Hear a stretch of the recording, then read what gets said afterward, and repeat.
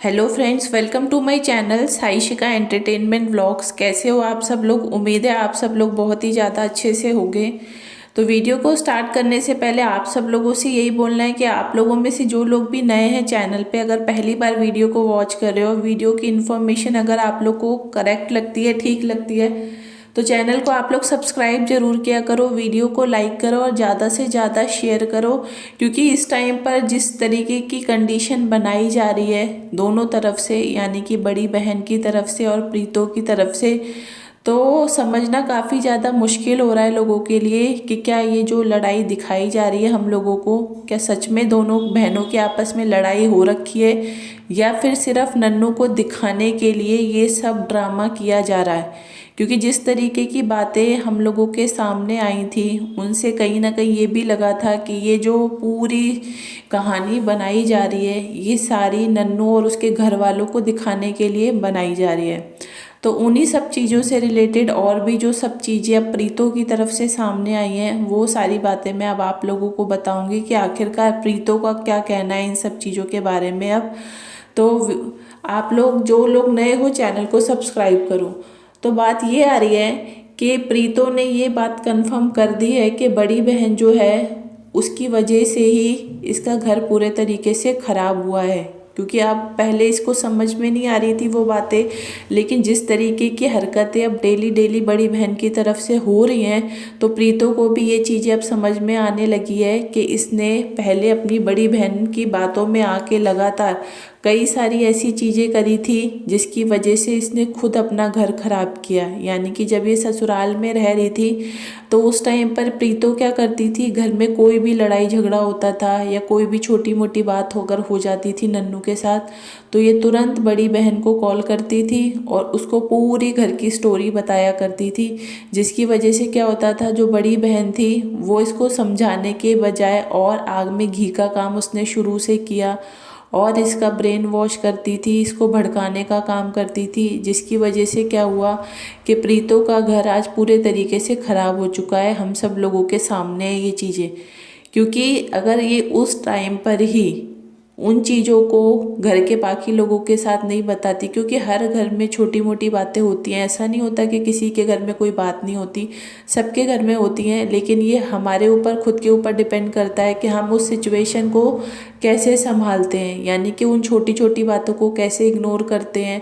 अगर आप चाहो तो घर में एक छोटी सी बात को लेकर भी बहुत बड़ा लड़ाई झगड़ा कर सकते हो, लेकिन लोगों की समझदारी होती है कि लोग कई बार बहुत बड़ी से बड़ी बातों को भी इस तरीके से लाइटली या इग्नोर कर देते हैं कि वो बहुत बड़ी लड़ाइयाँ होने से भी बच जाती हैं घर में। तो ये हमारी खुद की समझदारी होती है कि हमें रिश्तों को कैसे चलाना है और घर को कैसे चलाना होता है।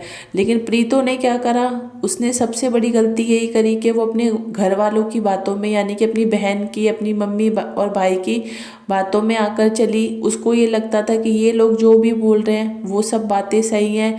तो इसने क्या करा, शुरू से यहाँ की जो भी बातें हुआ करती थी, मैं ये नहीं बोलूँगी कि नन्नू और नन्नू की फैमिली पूरे तरीके से ठीक थी या उनकी तरफ से कोई गलतियाँ नहीं हुई, गलतियाँ दोनों तरफ से हुई हैं। और शुरू से ही मैंने ये बात बोली है कि गलतियाँ दोनों साइड से ही हुई हैं, उन लोगों की साइड से भी हुई है और इन लोगों की साइड से भी हुई है। लेकिन बात ये आ जाती है कि दोनों में से समझदारी किसी ने भी नहीं दिखाई, ना नन्नू ने दिखाई ना प्रीतो ने दिखाई, जिसकी वजह से आज इनका रिश्ता इस लेवल पे पहुंच गया है कि इनके रिश्ते में अब कुछ भी नहीं बचा है। यानी कि कंडीशन अब यहाँ तक आ चुकी है कि दोनों ने साफ तौर पर मना भी कर दिया था साथ में रहने के लिए।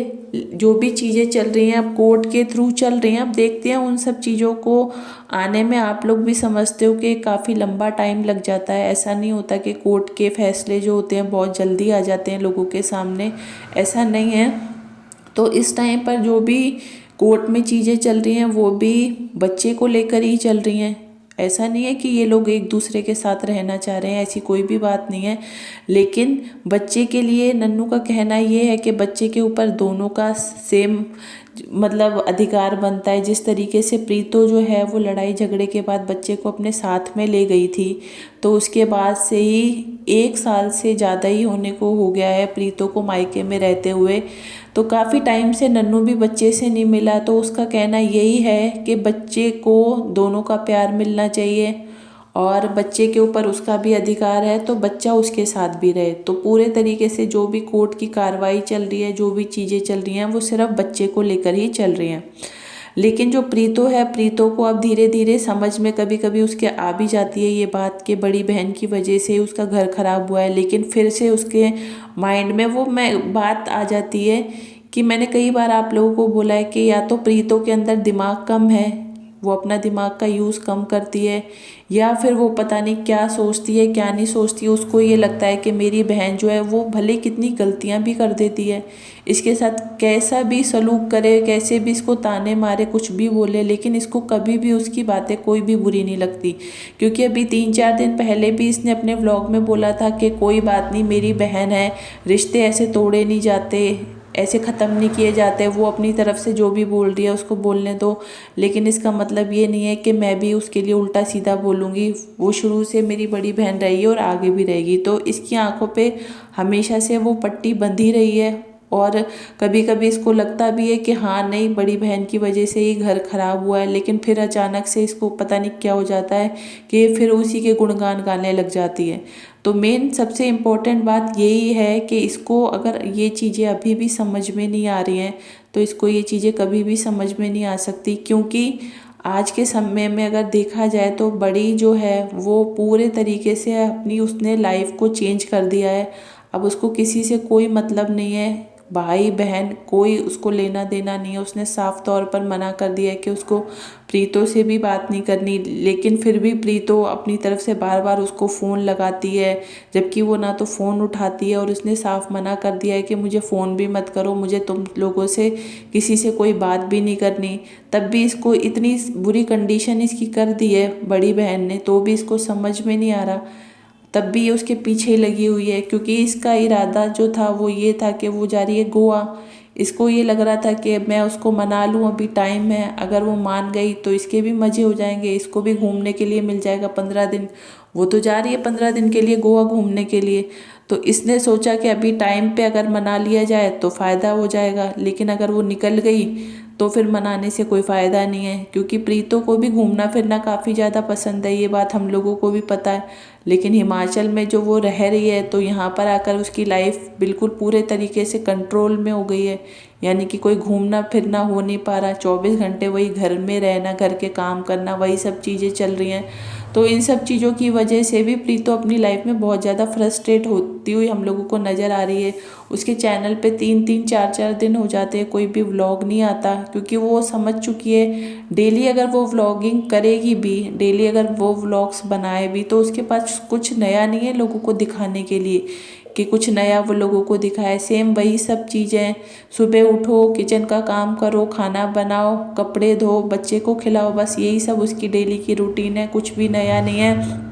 क्योंकि उसका अभी कहीं पे भी बाहर आना जाना नहीं हो रहा है, कोई घूमना फिरना नहीं है, कोई नया उसको कंटेंट भी नहीं मिल रहा है। बीच में तो क्या है, वो रिप्लाई वाला इन लोगों का जो गेम चल रहा था, तो उसकी वजह से इनको क्या है, थोड़ा सा कंटेंट भी मिला हुआ था। डेली के एक वीडियो बना देते थे लोगों को रिप्लाई देने के लिए, लोगों को भी रिप्लाई मिल जाता था और नन्नू को भी रिप्लाई मिल जाता था।